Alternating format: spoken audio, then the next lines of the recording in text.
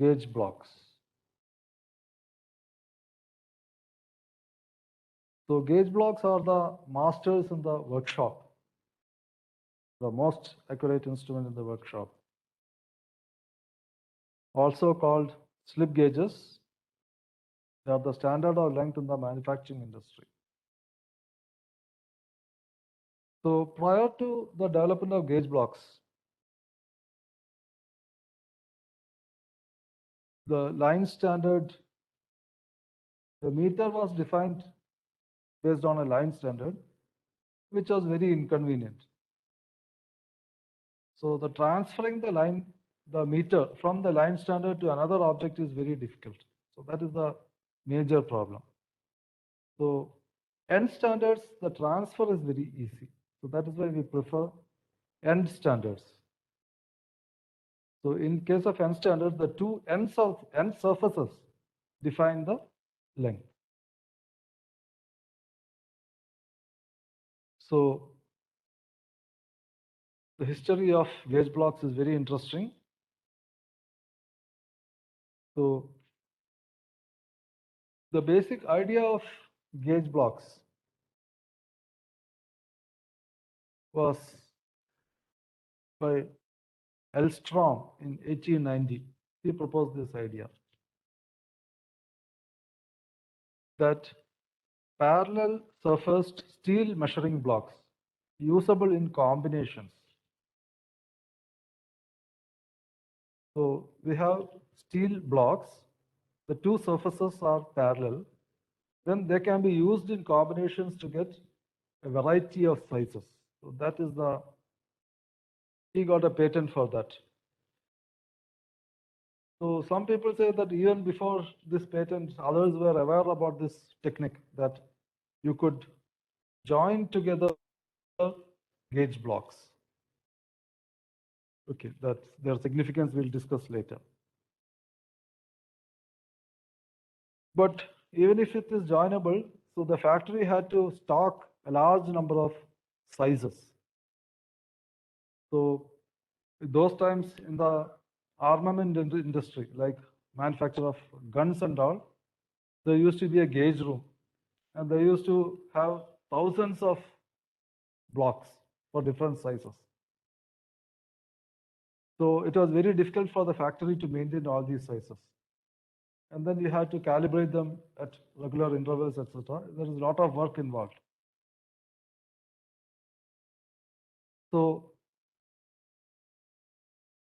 a major improvement was suggested by Carl A. Johansson, who took a patent in 1901 for a set of gauges that could be combined for all sizes within its range. So Johansson was the person who actually popularized gauge blocks. So he made it practical. So you could have one box of gauge blocks, and that can be used to determine any size within that range. So that was the significant development by Johansson. So from one room, you could convert to one box of gauge blocks. So I think in the practical, you have seen gauge block boxes. So we have a variety of gauge blocks in a box, a number of gauge blocks in a box. We'll discuss what are the sizes in the gauge block. So first of all, what are gauge blocks? So gauge blocks are a length standard having flat and parallel opposing surfaces. So we have two surfaces which are the critical surfaces, which are flat and also parallel.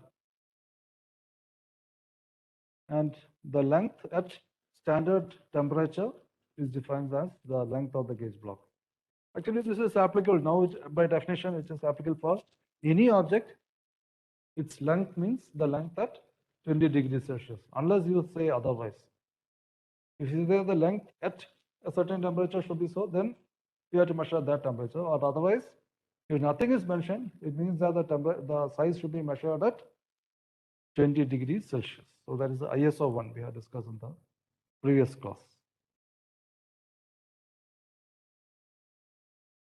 So definition. So this is the ISO definition of a gauge block. Material measure of rectangular section made of wear-resistant material with one pair of planar, mutually parallel measuring faces, which can be rung to the measuring faces of other gauge blocks to make composite assemblies, or to similarly finish surfaces of auxiliary plates for length measurements. Of course, this is the major point. So of course, this it should be wear resistant, need not be rectangular also. That also we can relax with one pair of planar mutually parallel measuring faces. But the most important property is this one. Gauge blocks can be rung to the measuring faces of other gauge blocks or similarly finished surfaces of auxiliary plates for length measurements. So this is the important property of a gauge block. We can ring together gauge blocks. So what is this ringing? So two gauge blocks stick together when they are made to slide together with a small amount of grease between them. So this is the very interesting property of gauge blocks. So you clean it, you apply a small amount of grease, and then slide one over the other, they stick together. So here you can see, you can stick to the gauge blocks one after another to get a series of gauge blocks. And it can easily support its own weight. Okay, the bonding strength is so good. Bonding strength, actually, it's so good that it can hang. I don't know, this is 100 pounds, 200 pounds. So maybe 100 kg can be hung over. Two gauge blocks are here.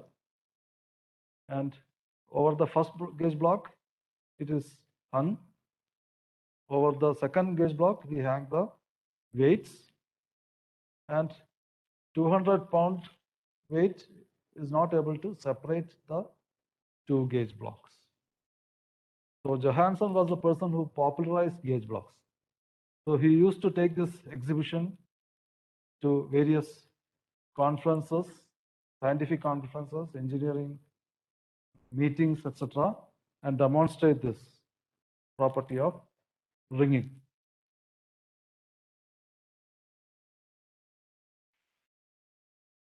So how are these gauge blocks made?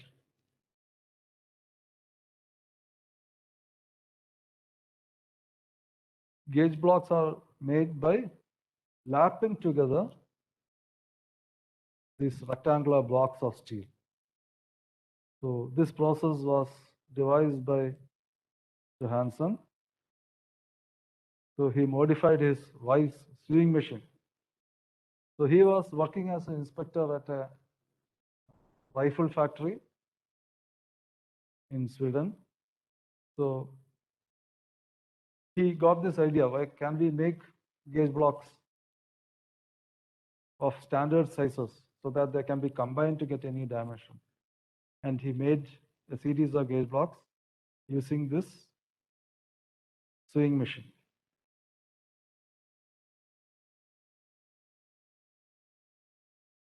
Okay, physics of ringing we'll see in the next class because this needs to be discussed in detail.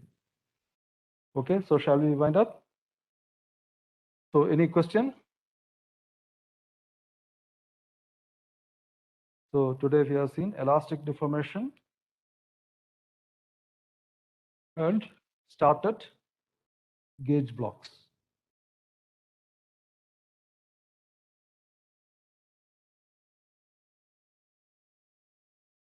So with that we conclude.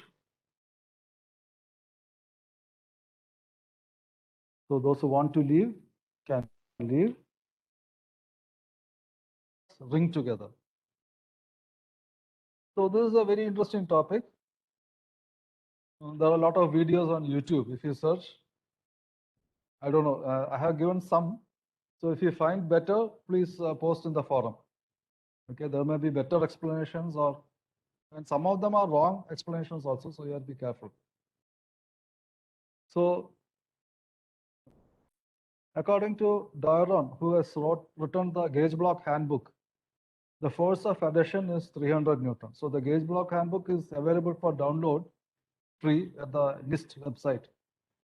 So according to that book, the force of adhesion is around 300 Newton. But this is much small. 300 Newton is only 30 kg, whereas here previously we have seen 200-pound weights being applied onto gauge blocks in the exhibition by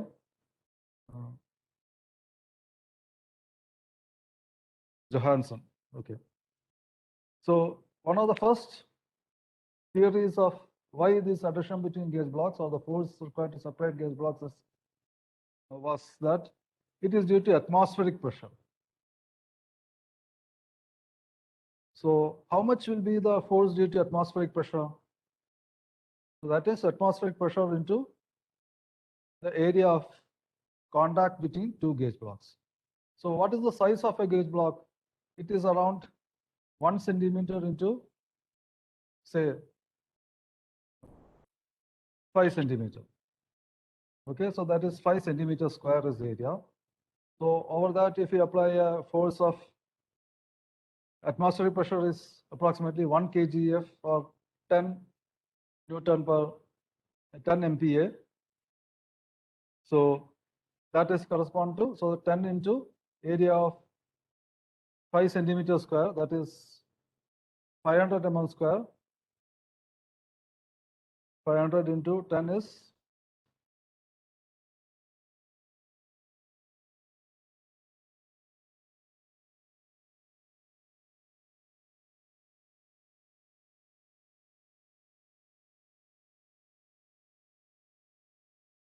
okay, you can work out. So the force due to atmospheric pressure is much less. So there is some metal to metal contact. So the next theory was that the two materials are getting welded together because of metal to metal contact. But if there is metal to metal contact, so the two pieces have become one through a complete intermetallic bond, then what should be the electric resistance? So electric resistance, then it should correspond to that of the pure metal. But unfortunately, resistance measurements show that the area of contact is only around 10 raised to minus 3 mm square.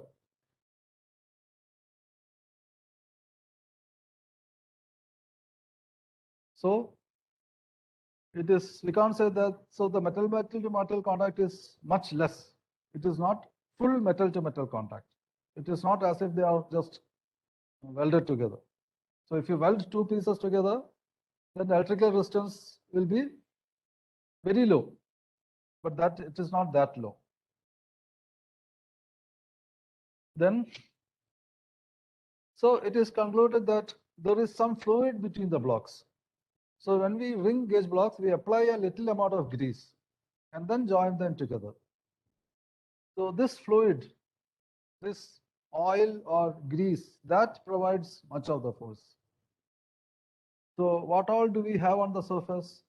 So from the atmosphere, water will condense on the gauge block surface. So that is the adsorbed water vapor. A thin layer will be there, that mixed with grease. So that is the fluid between the gauge blocks. So grease or oil or many fluids, it does work. It need not only be grease. Petroleum jelly is what we usually apply. So even oil also, machine oil also is recommended by some. So anything works. But there is some fluid between the two surfaces.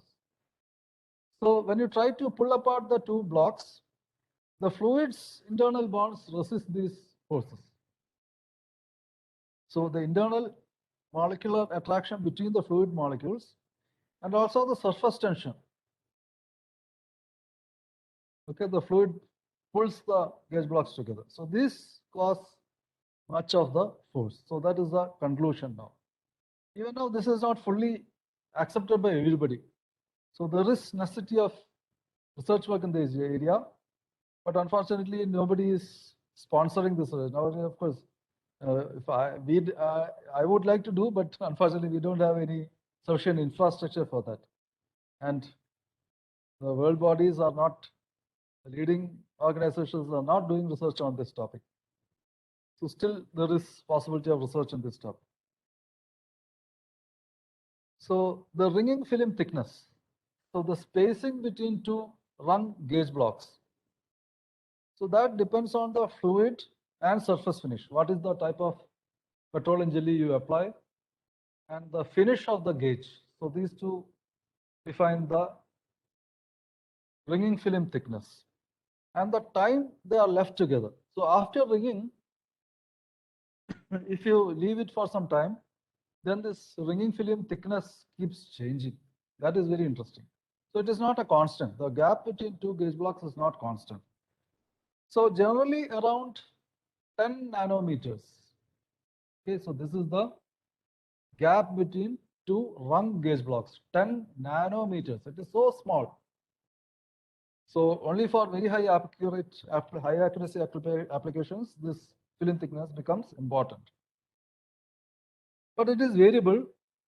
It varies from 25 nanometers to less than 0. Sometimes it becomes negative also. That means the two gauge block surfaces are penetrated into each other, so that the sum of the two gauge blocks is lower than the sum of the individual gauge blocks.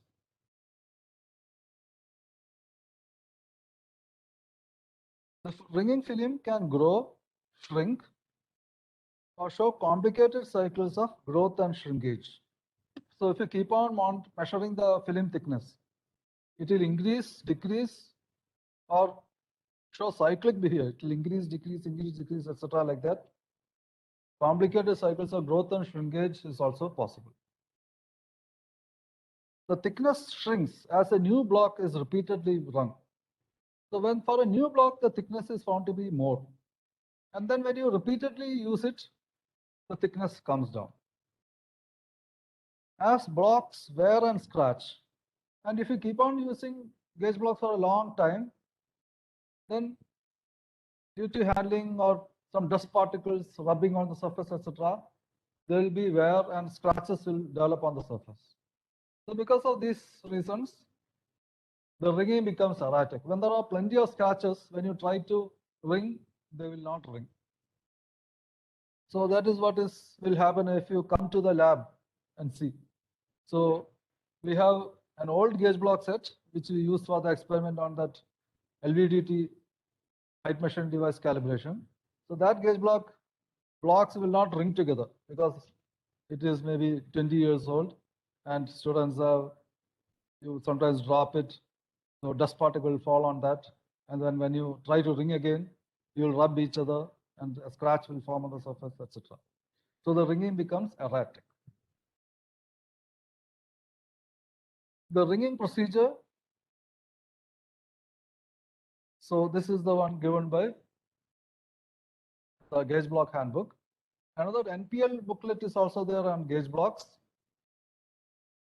And there are slight differences in the materials processes used. And of course, if you see the book by Hume, Practical Metrology by Hume, there is a different, and the New Zealand standards, there is a video also on ringing. And everybody seems to be using slightly different procedures. Anyway, this is the one given by the gauge block handbook by Ted Doiron at the US National Institute of Standards. So clean surfaces with ethanol. What is ethanol? Nowadays you are very familiar with that.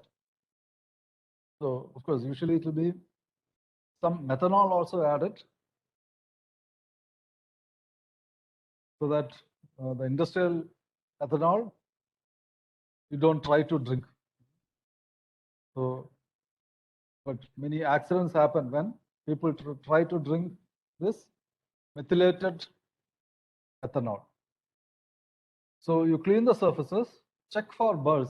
So sometimes dust particles and all maybe is there. So you examine any burrs are found, whether previously any dust particles made some cut, etc. So you remove the burrs using some deburring stone and all is there for this gauge blocks. Apply a small amount of oil or Vaseline. So that's all. This is not uniform. Some books say oil, some books say Vaseline. So Vaseline means actually it's a trademark. It means petroleum jelly. So white colored grease. So you should see in the lab when you come. And spread evenly over the surface. So apply this over the surface. Wipe off excess oil. It should be a very thin layer only. Okay, first you apply and then wipe it off with a clean cloth or tissue paper. Then, so the procedure we differentiate for different cases. Easiest is to ring 2 thick gauge blocks. How do we ring 2 thick gauge blocks? So keep the 2 blocks like this in X fashion. Bring the 2 measuring faces into contact with each other at right angles. Then, while applying a small amount of pressure, you force the gauge blocks together. Gently turn one gauge block on the other. You will feel the 2 blocks stick together. So slowly press and rotate. So initially it is at 90 degrees. Now finally it will get, both the gauge blocks should get, the lengths should match. So the sides of the gauge blocks are flush with each other. Slide one gauge block or the other so that the sides of the gauge blocks are flush with each other. A video I think I have put in EduServer, so you can see from there. So through WebEx, always it's a problem to show videos. Okay, so 2 thick blocks. How to ring together 2 thick blocks. So this is the procedure recommended by the Mitutoyo website. Okay, so their figures are all from Mitutoyo. Then thin to thick gauge blocks. So thin to thick, if you use the previous procedure, what will happen? If you keep it X and you press them together, the thin gauge block will bend. And that will cause a distorted gauge block to be rung together. It will ring, but it may take up a distorted position. So to prevent that, for thin to thick gauge blocks, this is the recommended procedure. So you place it one side, slowly side towards the other end. Place one end of the thin gauge block onto one end of the thick gauge block, applying pressure evenly over the entire ringing surface. Slide the thin gauge block over the other until the 2 measuring faces coincide with each other. So wherever it is rung, there you apply the pressure, only this portion. You should not apply pressure here. So here you apply pressure and then simultaneously you also slide towards the other side till we get the 2 blocks matching each other. So this is how you ring a thin to thick gauge block. Next we come to 2 thin blocks. So this is the most difficult. So what will happen if you try to ring together 2 thin blocks using the first procedure? So sometimes both the ring blocks may bend and take up a bent position, remain in a bent position. Okay, so then when we try interference and all, it will not work. So what we do is we make use of a 3rd gauge block, a temporary support. So temporarily ring one of the thin gauge blocks to a thick gauge block that will be used as a support. So this first gauge block is run to a thick gauge block. Then the second thin gauge block is run to the first thin block. So now these 2 thin blocks are run together. Then you remove the thick gauge block. So this is a complicated procedure for ringing together 2 thin blocks. So this you have to be very careful. Otherwise you may get erroneous readings.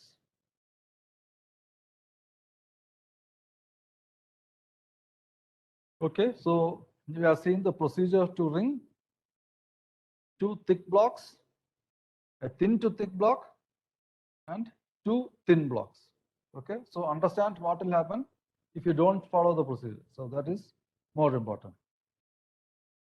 Okay, so any question on this?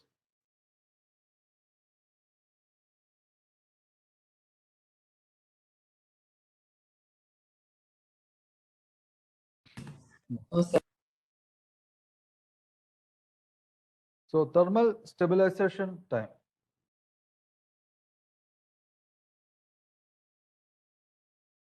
So one of the problems with gauge blocks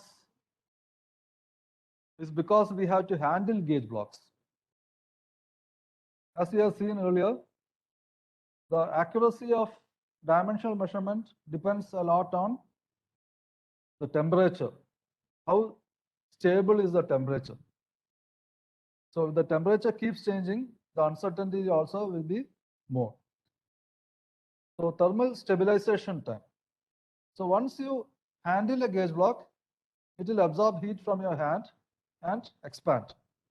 And then when you remove your fingers, it will start cooling down. How fast? So that is shown by this figure.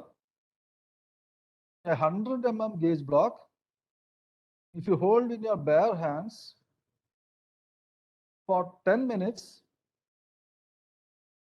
gauge block held with 3 fingers, gauge block held with 5 fingers. So if you're holding with 3 fingers, it will expand by about 4 microns. And then time fingers are released. After 10 minutes, if you release it, then, so within 10 minutes, it increased by 4 micron, but within next 10 minutes, it will not go down by 10 micron. You'll have to wait till at least 50 minutes for the thermal expansion to disappear. So that is the problem. So heating up is easy, but cooling down is a little slow. So if you are, this is of course with you are using bare hands. So what should we do? Avoid using bare hands. So you should use gloves when handling gauge blocks.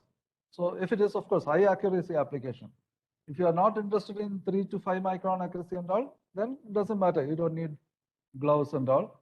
And of course, in our lab, we don't give you gloves because it is too expensive to give everybody. And we'll be generating a lot of waste also.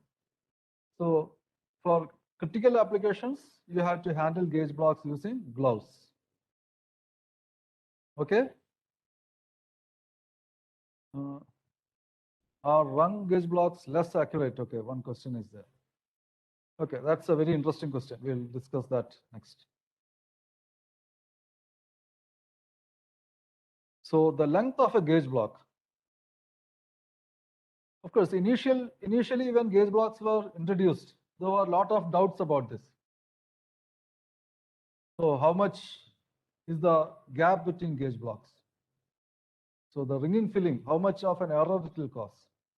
So we have seen that the average ringing filling thickness is 10 nanometers, which is very small, and can vary from 0 to 25 nanometers. So the film thickness is very small. It is for most engineering applications, it will be, our dimensions are in the order of microns. So you have seen 3-pin micrometer and all, it is 1 micron accuracy. Less than 1 micron is very difficult to get. In the engineering industry, generally we are not able to achieve lower than 1 micron. Most practical applications, the engines and all, automotive parts and all, it is engine parts and all, 1 micron is the accuracy. And usually most engineering components, the tolerances of hundreds of a micron, 0.1 with a micrometer. So a micrometer is mostly enough for most practical applications. Only for high accuracy applications like engines, we need micron level accuracy. So length of the gauge block is defined as perpendicular distance between any particular point of the measuring phase and the planar surface of the same material and surface structure upon which the other measuring phase has been run. So it is little twisted definition. It is the distance between any point on one phase and a corresponding point on, not on the opposite phase, but on the surface upon which the other measuring phase has been run. Okay. So this is the definition according to ISO 3650. So this is the length of a gauge block. Then the distance between one point and not a corresponding point on the opposite phase. This is not the length of the gauge block, but so there is a point and the surface upon which the other measuring phase has been run. So this is one measuring phase. So from here to, so this phase has been run to another gauge block, and the distance up to this gauge block is defined as the length of the gauge block. So essentially, one film thickness is included in the definition of the length of a gauge block.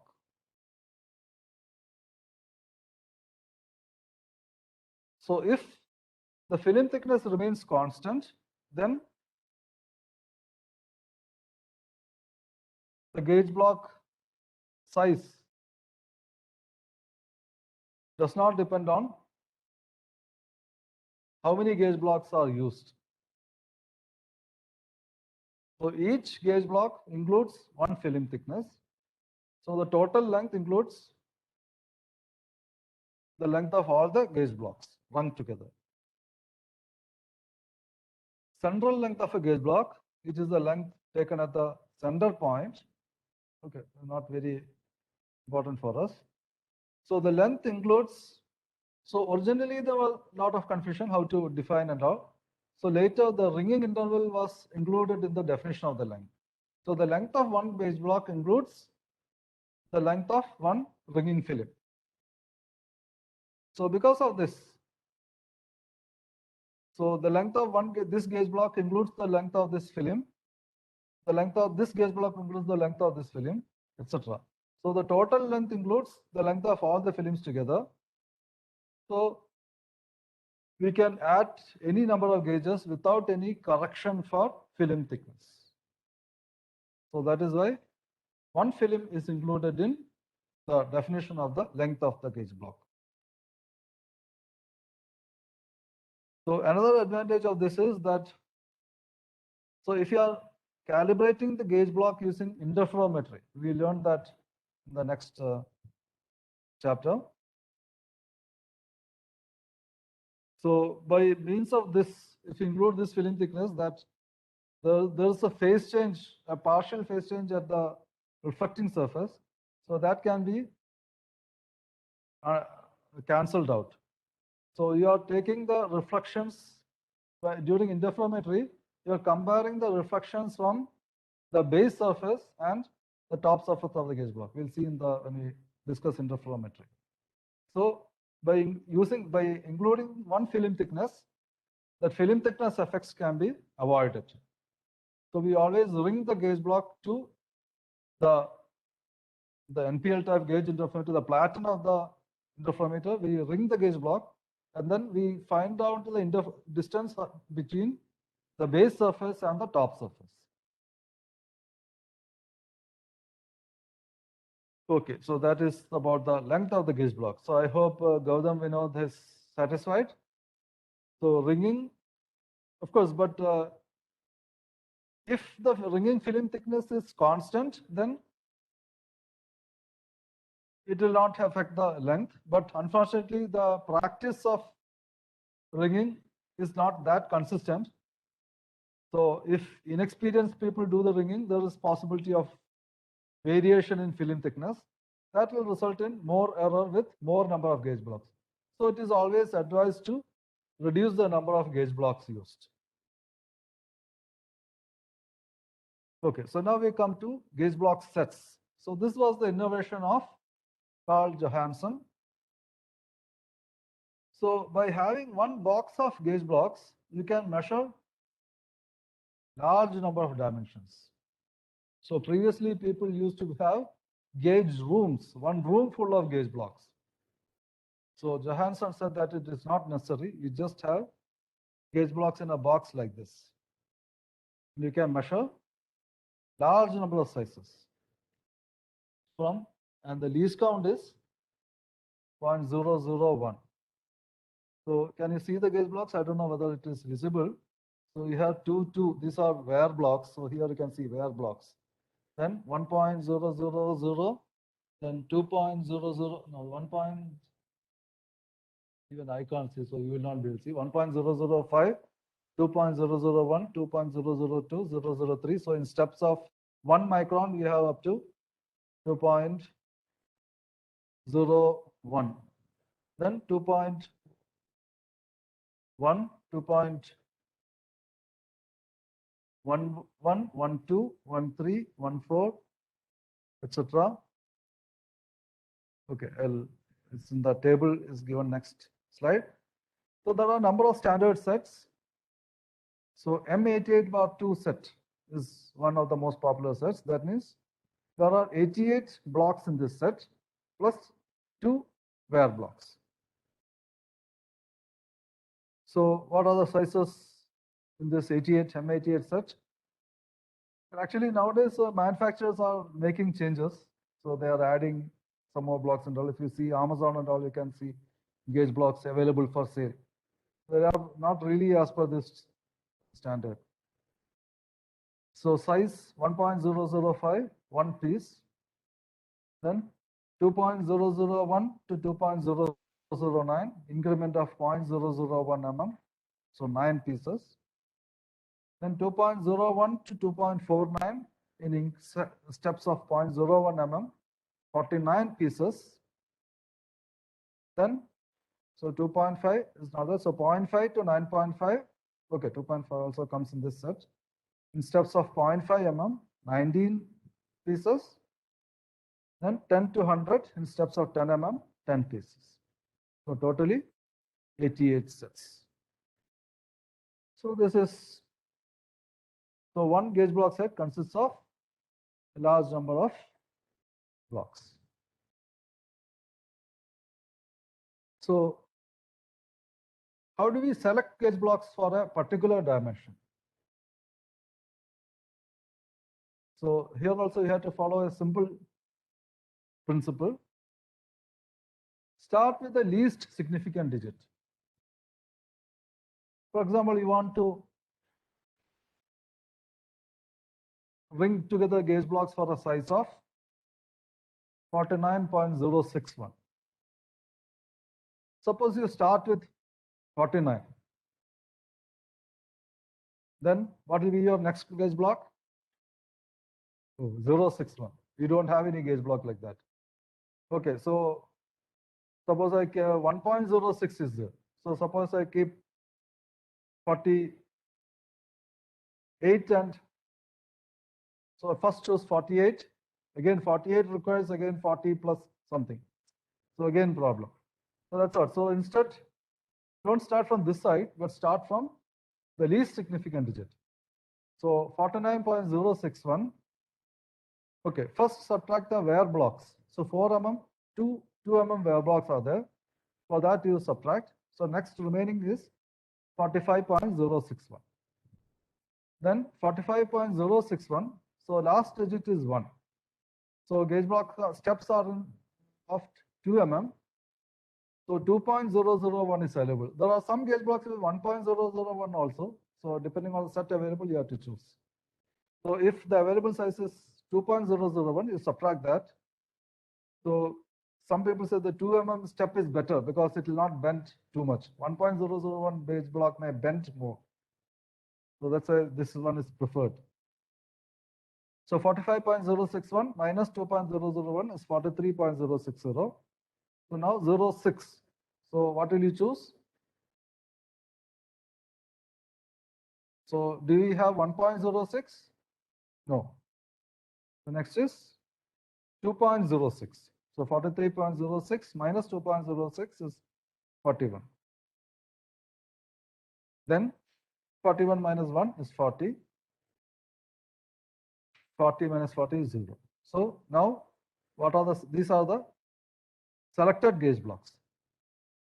So you ring all this together. So that is how we select gauge blocks for a particular dimension. Then how do you find an unknown length? I think I explained briefly in the lab class. So if the least count of the gauge block set is 0.001 mm. So you want to find the gauge block which fits or which matches the unknown size. So you have to first make, say, 45.061, then 45.062, then 45.063. So if you want to try like that, then the number of trials will be much more. So instead, we follow a principle of the rule of halves, or the method of bisection. In mathematics, we use that same approach. So estimate using rule within 0.5 mm. So within 0.5 mm accuracy, you can measure with a scale. So you start with that to reduce number of trials, because ringing is a little difficult procedure, takes a lot of time. So the time is not do the actual ringing, but you have to allow it to cool down. Okay. So if you are not using gloves and all, it is more important to allow it cool down. Even if you are using gloves, you have to wait for a few minutes to allow it to cool down. So that's why you start with an approximate dimension to within 0.5 mm. Then you follow a systematic procedure. First say 45. So with the scale, you got it approximately 45. So you try gauge block set of 45, 40 plus 5 or 40 plus 1 plus 4. You try. It is not going. So next size should be 44.5. You already estimated to a scale. So within 0.5, it should be. So now try 44.5. 44.5 is going. So now it is between 44.5 and 45. So that you know. So what will you choose next? So you should try midway between the two. So midway between the two is 44.75. But then you have to change too many gauges. The gauge blocks, to get 75, you have to change two gauge blocks. So you try only to change only one digit at a time. So you change. So to get 0.5, there will be some 2.5 gauge. So 2.5 remove and place 2.3 or something like that. Okay, 44.5 is going. So okay, 44.5 is going. So that means there was 2.5 already there. So remove 2.5 and add 2.7 or 2.8. Okay, so 44.5 you try. So that was going. So next should be tried 44.8. So now we know that it is 44.8 is also go. So it should be between 44.8 but smaller than 45. So it is between 44.8 and 45. So what is halfway between the two? 44.9. So here there is no another digit has not appeared. So we change only. So 2.8 we remove and add 2.9. That is 44.9. Then 44.9 was also go. So then it is between 44.9 and 45. So next you have to try halfway between the two, 44.95. Then of course anyway we will have to change. So 2.4 has to be replaced by 2.45. No change, still only one gauge block you have to change. The last gauge block only you have to replace. So 44.95. So this did not go. So now you have to choose in between 0.95 and 9. So 44.9 is go, 44.95 is not go. So 9.2 or 9.3 we have to try. So 44.92 was tried, it went. So you try 44.93, 44.93 did not go. So you accept 44.92 as the dimension. Or if your gauge block set is 1 micron accuracy is there, then you may try one more set of trials to get up to 1 micron accuracy. So the accuracy of a gauge block is actually much better than 1 micron. So we'll see that next. So what is the time? Okay, few minutes more is it. Okay, so if you do only this, we can only say that it is between the two. Maybe you can take halfway between the two as the correct size if nothing else is available. Okay, so what about the accuracy of gauge blocks? So gauge blocks are available in different grades. So if L is the block nominal length in millimeters, then different grades and their allowable deviations in microns are given in the table below. So the most accurate type of grade block is the K grade gauge block, for which the allowable deviation is 0.05 plus 0.0001 into L, where L is the block nominal length. Okay. So it is much smaller than a micron. The accuracy is smaller than microns. So K grade gauge blocks are called calibration grade gauge blocks. Then we have grade 0 gauge blocks. So only this time this is doubled. This also is doubled. 0.1 plus 0.0002 L. So that means if the length of the gauge block is 25 mm, 25 into 0.0002, that is 0.005 plus 0.1. So 0.105 micron is the allowable deviation for that particular gauge block. So grade 1, both these are again doubled, 0.2 plus 0.0004 L. And grade 2 gauge block, 0.4 plus 0.0008 L. So this has 0.4, almost half a micron. So that is the worst type of gauge block. Cheapest gauge block is usually grade 2 gauge block. So which grade block will you choose when is given by this guideline? So grade K gauge block is used for calibration of other gauge blocks. So this is kept as masters in the factory, and it is used to calibrate other gauge blocks. Then grade 0 is used for calibration of gauges and instruments. So these gauge blocks are calibrated using grade K gauge blocks. Then grade 1 gauge blocks are used for inspection of components. So in the inspection room, this is used to check components. And grade 2 during production for setting, etc. So depending on the accuracy required, okay, you have to be careful. So usually what happens, we'll buy grade K, and when it gets worn out, so every year or you may check the calibration. If it is out, you convert it to grade 0 and keep on using it. Then grade 0 is converted to grade 1, etc. So that is the way some is possible to use it. So the new gauge will buy always grade K. Okay, that is one policy.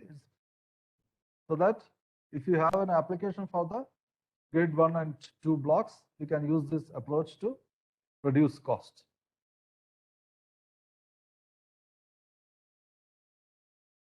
Okay, so we have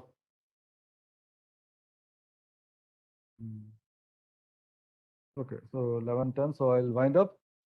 So any question? And grade 1 is for choosing gauge. Grade K is for calibration of other gauge blocks. Grade 0 for calibration of gauges and instruments. So this is mostly used in the factory. So grade K is used only in the calibration laboratories. So most factories we have a grade 0 gauge block. So we also have a grade 0 gauge block.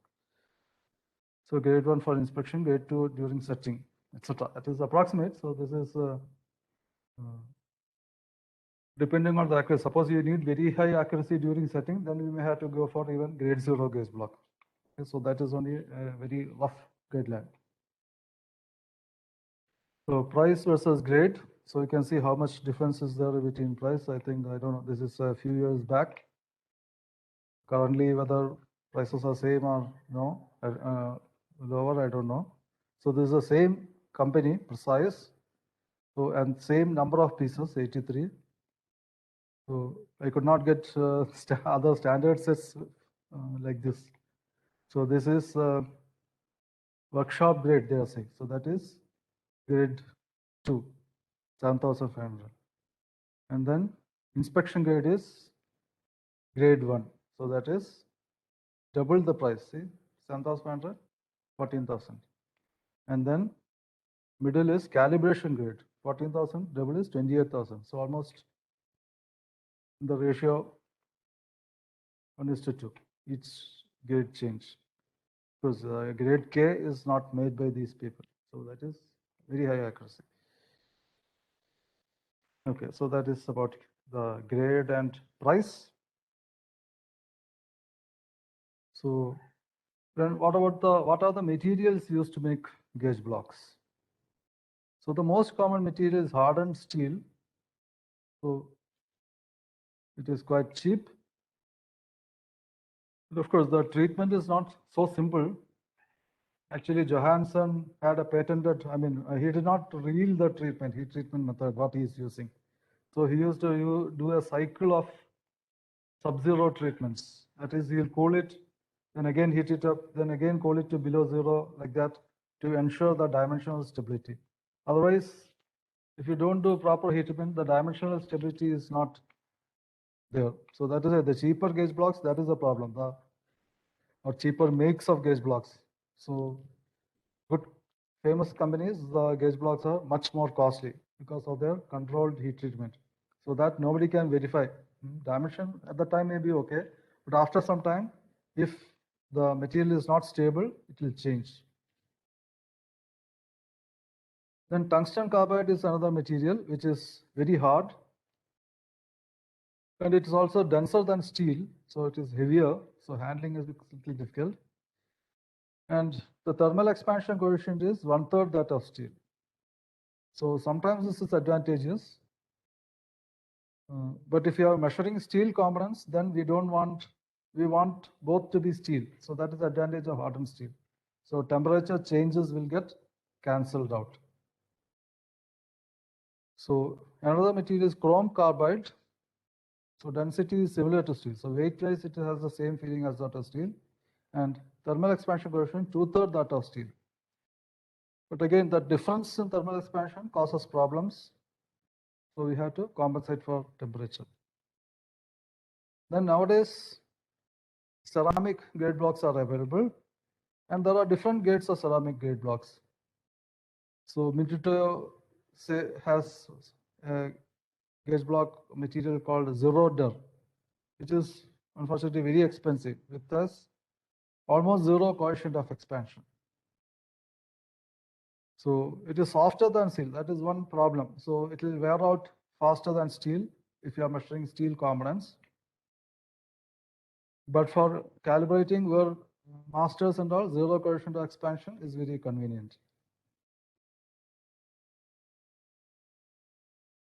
So one problem is that it will break if it falls down. So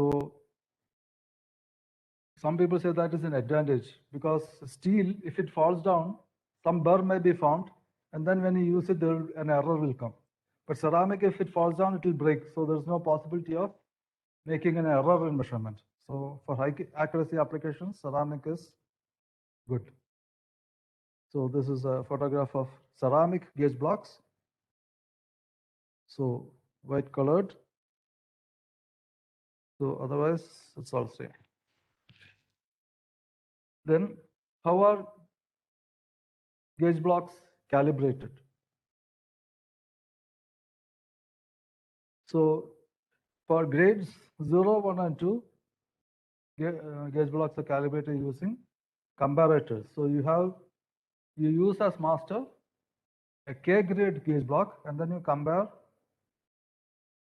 For 0, you need K grade. For 1, maybe 0 grade is enough, and for 2, grade 1 or grade 0 can be used.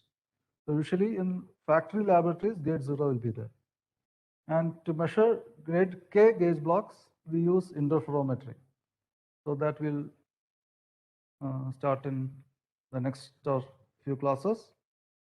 And there are two types of interferometers used: Koster's interferometer and NPL type interferometer. We'll study in detail in the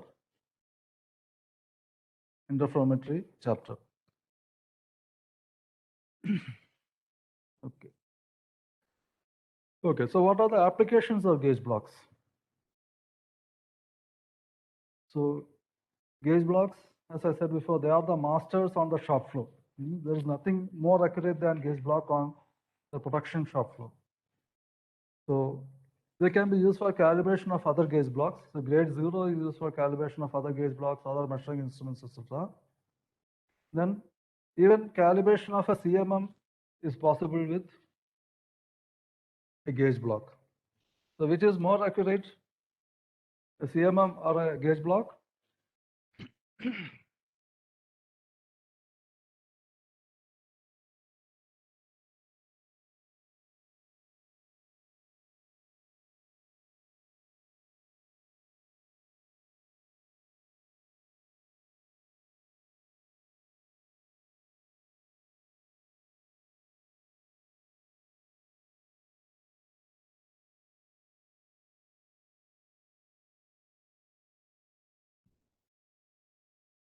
Can somebody say which is more accurate? So many students think that just because CMM is a very costly machine, it is very accurate, much more accurate than gauge blocks. But that is not right. Gauge blocks are much more accurate than CMMs. CMMs, you should see the specifications. We'll see later. So accuracy is only around plus or minus 3 to 4 microns. Okay, most CNC CMMs, even the one in our lab is only around 3 micron accuracies. But gauge blocks, as we have seen, even the worst gauge block has an accuracy of 0.5 microns. Okay, so gauge blocks are much more accurate than CMMs. So it can be used for calibrating CMMs. Then calibration of micrometers. Then with sine bar, we use gauge blocks. Have we finished this in the lab? Don't remember. Okay. Then it can be also be used for calibration of snap gauges or setting of snap gauges. Calibrating snap gauges, yes, or setting of adjustable snap gauges. So all these gauge blocks are commonly used on the factories. So calibration of gauge blocks. So grade 0 gauge block is used as a master, and other gauge blocks are compared using a comparator. So there are special gauge block comparators. Then calibration of CMMs. So we have long gauge blocks. So you touch one point, we touch another point, and there is a certain process for calibration of CMMs. You have to calibrate in different axes, and lastly we have to calibrate in a thread along the diagonal. So that's why it is kept inclined. So together, combined error of X and Y axis. We will discuss CMMs later. Then calibration of micrometer. Simply, so whatever size you want, you select the gauge block and then check. Then along with sine bar. So this is the sine bar. So we keep the gauge block and this angle can be measured. So calibrating snap gauges. So here, snap gauges, okay, these are, I think, adjustable snap gauges, and using a gauge block and a standard pin, you are checking a snap gauge. Okay, so that is about applications of gauge blocks.